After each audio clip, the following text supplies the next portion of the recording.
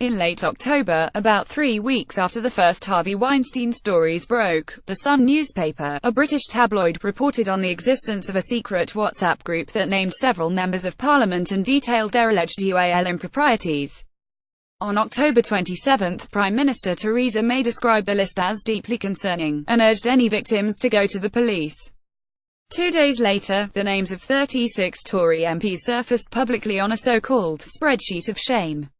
Since then, more or less daily, the British media has followed the suspension and investigation of MPs from both of the United Kingdom's main parties, who have been accused of UAL harassment, from pressuring young staff members to go on dates with potential donors to groping and sending UAL chatter to 19-year-old job applicants, as well as other, more disturbing behaviour.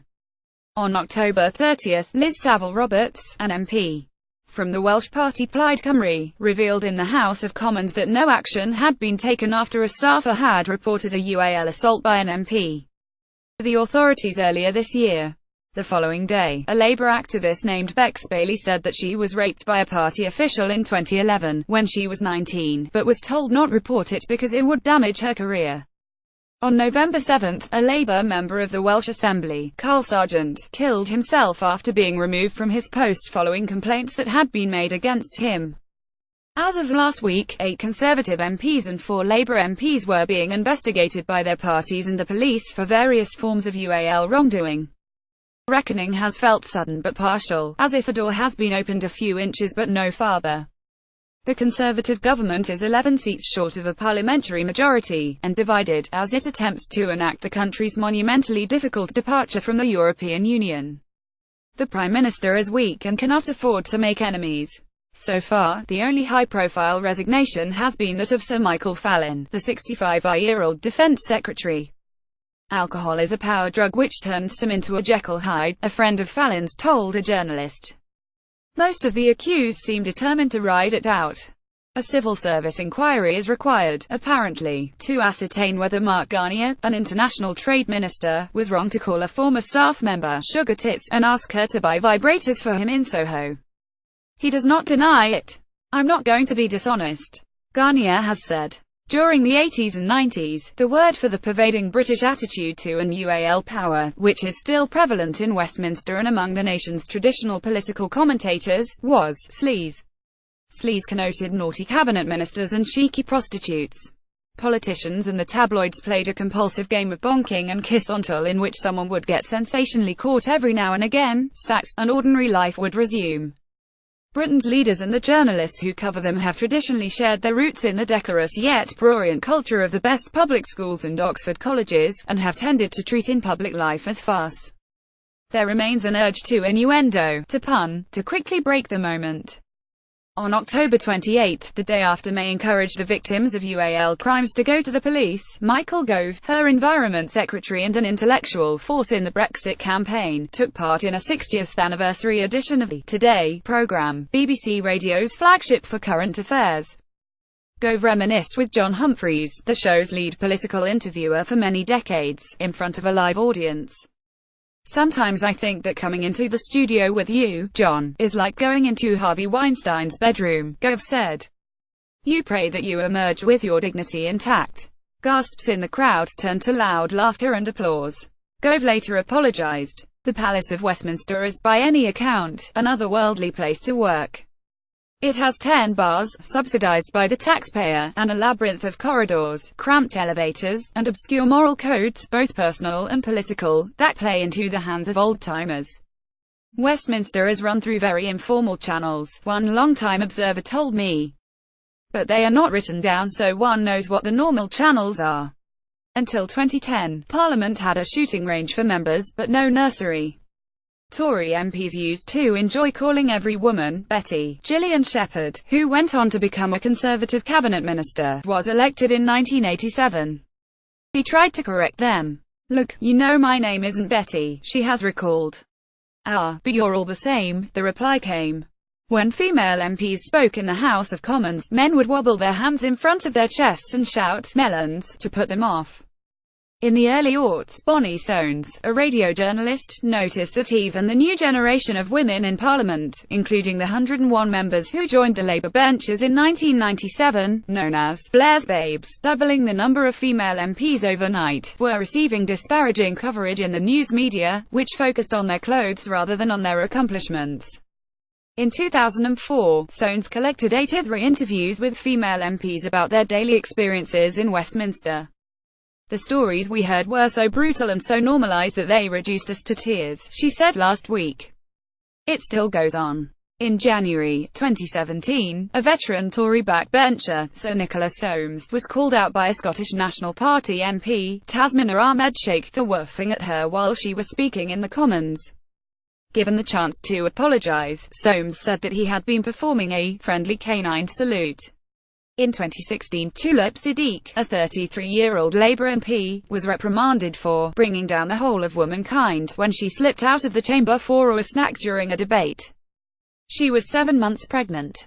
It hasn't gone away, Siddiq told me last week. It was about 9 o'clock at night. The House of Commons was sitting until close to midnight. By convention, the bars stay open an hour later, as MPs debated highly technical Brexit legislation. Members waiting in the lobby to vote said goodnight to their kids on FaceTime. There was a time when there was a Margaret Thatcher approach, as women don't need to speak about this, an Iron Lady attitude, Siddiq said. I don't think there is any need for that. Since the spreadsheet of shame surfaced, it is believed to have been drawn up by female Conservative staffers. Press attention has shifted to the experiences of the more than 1,800 people, many of them young, currently listed as assistants and secretaries to MPs. Siddiq was hired as a parliamentary aide when she was 22. Right after I started, people said, don't go in a lift with him. If you are working late, avoid this guy. This guy once slapped me on the bum. This guy eyed me up and down. This guy at a conference invited me back to his hotel, she said. It was the culture. It was very much accepted and you were just warned. You knew which male MPs to avoid, which is terrible, but everyone knew. Siddiq believes that there may eventually be hundreds of investigations into UAL harassment in Westminster, following a long period in which few came forward publicly. I remember that feeling of, I don't want to upset anything or jeopardize my career, she said. I understand that yearning to succeed and therefore the imbalance of power. In 2014, the Deputy Speaker of the House of Commons, Nigel Evans, was prosecuted for 9 counts of UAL assault and rape of young male staffers.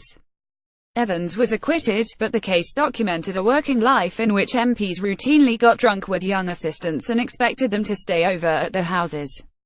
It also captured confusion about consent and a reluctance to speak out. In Westminster, parliamentary aides are directly employed by MPs, often in offices of 2 or 3 people, meaning that, in abuse and harassment cases, victims have no obvious recourse or independent authority to appeal to. In the Evans case, many of his alleged victims refused to identify as such in court. Crazy, crazy Westminster. It seemed so funny, one said, recalling the night that Evans wordlessly put his hands down his pants, twice, in a London pub. The same year, Channel 4 News and Firecrest Films interviewed almost 70 current and former parliamentary aides, anonymously, and found that a third complained of being usually harassed. According to transcripts of the interviews, which the filmmakers shared with me, many others, like this young female staffer, did not. An MP started hitting on me at a reception. It was redacted MP, who is notorious. I have to calculate the power balance and work out what to say. If someone did put their hand on my leg, I wouldn't say stop, as it would make a bigger deal out of it than it was. Others have come on to me as well. There was another one at the Scottish Parliament who started playing the guitar for me and brought out some wine. It was a good-natured approach, so I didn't complain. It's not good for other people to see that, as I want to stay as clean as possible and not be in any rumours. In Britain, the fallout from the Weinstein revelations is taking place in a society that has been struggling, and for the most part failing, to confront institutionalized forms of UAL abuse for several years. In 2012, the disclosures following the death of Jimmy Savile, an infamous BBC TV presenter who usually assaulted hundreds of children, shook the nation's faith in our collective ability to recognise crimes committed before our eyes. Since the Evans case, parliamentary staff have had an anonymous helpline to report bullying, harassment, and other workplace problems. The number of calls more than doubled between 2015 and 2016. And in recent weeks both May and Jeremy Corbyn, the Labour leader, have announced plans to modernise and toughen up employment practices within their parties. But these are small steps on a daunting road. Last week, a Labour baroness described to me a feeling of high-level guilt among senior women in Parliament toward more junior colleagues, whom they have had fall prey to the same crimes and injustices that they once endured. "We are the powerful people now," she said. "And we have allowed this to happen. We are perpetrators of this." The scene in Westminster, a distracted government, and a society that is mortified by UAL abuse and desperate to avoid the subject, means that MPs are largely on their own as they consider what they have witnessed and their own behaviour. It is not obvious who will choose to take a stand. Last Thursday, at lunchtime, I dropped by the office of Andrew Bridgen, the Conservative MP for North West Leicestershire. Bridgen used to run a vegetable factory and is an unreconstructed, Brexit voting Tory. He described the House of Commons to me as the finest debating chamber in the world. When, in June 2010, Bridgen made his maiden speech to the House, he began, "I was told that my speech should have all the attributes of a lady's well-cut dress," meaning that it should be long enough to cover all the important points but still short enough to be interesting. A few months later, Bridgen heard 3 female MPs in the tea room complaining that they did not feel safe sharing an elevator with Daniel Poulter, one of his colleagues. At the time, Bridgen reported their concerns to the Conservative Whip's office. Poulter denies all allegations of wrongdoing. Nothing happened. Poulter was promoted. But, earlier this month, 7 years later, after Savile and after Weinstein, Bridgen decided to speak out again, publicly this time. He told me that he has since been contacted by other alleged victims of Poulter. "I have been told I could well be a hate figure in my own party," Bridgen said. I asked him what had changed his mind. "I think it is where I have got to," he said. "It is all symptoms of the same disease." He was off to one of Westminster's many dining rooms for a colleague's retirement lunch. Prime ministers come and go. Terms in power come and go, Bridgen said. "In the end, you've got to be able to look yourself in the mirror and say, what did I do when I was in a position of power?